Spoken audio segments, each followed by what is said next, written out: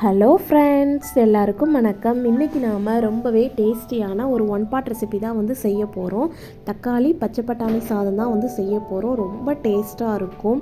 வாங்க எப்படி செய்யலான்னு பார்க்கலாம். இது செய்கிறதுக்கு ஒரு 15 மினிட்ஸ் தான் ஆகும். இன்றைக்கி நான் வந்து ஒரு 400 கிராம் அளவு தக்காளி வந்து கட் பண்ணி வச்சுருக்கிறேன். ஒரு 100 கிராம் அளவு பச்சை பட்டாணி, ஃப்ரெஷ் பச்சை பட்டாணி வந்து எடுத்துருக்கிறேன். ஒரு 3 பெரிய வெங்காயத்தை நீளமாக கட் பண்ணியிருக்கிறேன். 2 மிளகாய் மட்டும் எடுத்துருக்கிறேன். இப்போ செய்ய ஆரம்பிச்சிடலாம். குக்கரில் தான் வந்து செய்ய போகிறோம், அதனால் ஈஸியாக வேலை முடிஞ்சிடும். 1 ஸ்பூன் நெய் சேர்த்துக்கோங்க.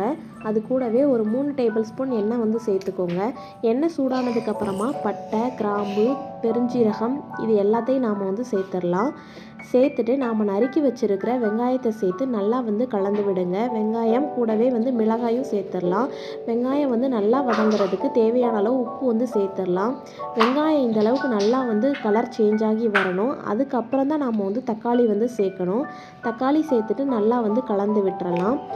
தக்காளி சேர்த்துட்டு இதை ஒரு 2 நிமிஷம் நம்ம மூடி வச்சிடலாம். இப்போ ஓப்பன் பண்ணி பாருங்கள், ஓரளவுக்கு தக்காளி வந்து வதங்கிடுச்சு. இப்போ நல்லா மிக்ஸ் பண்ணி விட்டுருங்க. இப்போ கொஞ்சமாக இஞ்சி பூண்டு விழுது வந்து சேர்த்துடலாம். இப்போ தக்காளி கொஞ்சம் நல்லா வதங்கிடுச்சு. இப்போ கொஞ்சமாக மஞ்சள் தூள், ஒரு 2 ஸ்பூன் அளவு மல்லித்தூள் வந்து சேர்த்துக்கோங்க. 1 ஸ்பூன் கரம் மசாலா வந்து சேர்த்துக்கோங்க. ஒரு அரை ஸ்பூன் அளவு மிளகாய்த்தூள் வந்து சேர்த்துக்கிறேன். நான் வந்து காரம் கம்மியாக செய்கிறேன். நீங்கள் மிளகாய்த்தூள் 1 ஸ்பூன் வந்து சேர்த்துக்கோங்க, காரம் நல்லா சாப்பிடுவீங்கன்னா. இப்போ அது கூடவே நாம் பச்சை பட்டாணியை வந்து சேர்த்துடலாம். அதை கலந்து விட்டுட்டு கொஞ்சமாக வந்து கஸ்தூரி மேத்தி இருந்தால் சேர்த்துட்டு அதை நல்லா கலந்து விடலாம். இந்த கொஞ்சமாக கஸ்தூரி மேத்தி சேர்க்குறது இந்த சாப்பாட்டுக்கு அவ்வளோ ஒரு டேஸ்ட் வந்து நமக்கு வந்து கொடுக்கும். இப்போ அதை நல்லா கலந்து விட்டுருங்க. இப்போ நான் வந்து 1 கப் அரிசியை வந்து ஊற வச்சுருக்கிறேன் அரை மணி நேரமாக. அதை சேர்த்து கலந்து விட்டுறலாம். 1 கப் அரிசிக்கு 2 கப் அளவு தண்ணி சேர்த்துக்கோங்க, நல்லாயிருக்கும். அதுக்கு மேலே சேர்த்துட்டிங்கன்னா குழஞ்சிடும். இப்போ தேவையான அளவு உப்பு வந்து செக் பண்ணிவிட்டு இன்னொருக்கா வந்து சேர்த்துக்கோங்க. இப்போ குக்கரை மூடி வச்சுட்டு ஒரு 3லேருந்து 4 விசில் விட்டு எடுங்க.